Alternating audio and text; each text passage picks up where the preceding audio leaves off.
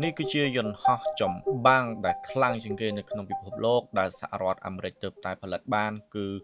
F-47 ចំនួនទី6 វាត្រូវបានរចនាឡើងដើម្បីជំនួសតំណែង F-22 Raptor វាមានសមត្ថភាពប្រយុទ្ធលើអាកាសដ៏ខ្លាំងអស្ចារ្យជាមួយនឹងបច្ចេកវិទ្យាថ្មីៗហើយត្រូវបានបង្កើតនិងអភិវឌ្ឍដោយក្រុមហ៊ុនផលិតយន្តហោះ Boeing លក្ខណៈពិសេសរបស់វាគឺវាអាចបញ្ជាដោយប្រព័ន្ធ AI និងរួមបញ្ចូលដោយបច្ចេកវិទ្យា Drone Swarm វាអាចធ្វើការវាយប្រហារទៅលើគោលដៅប្រៀបដូចជាហ្វូងសត្វអញ្ចឹង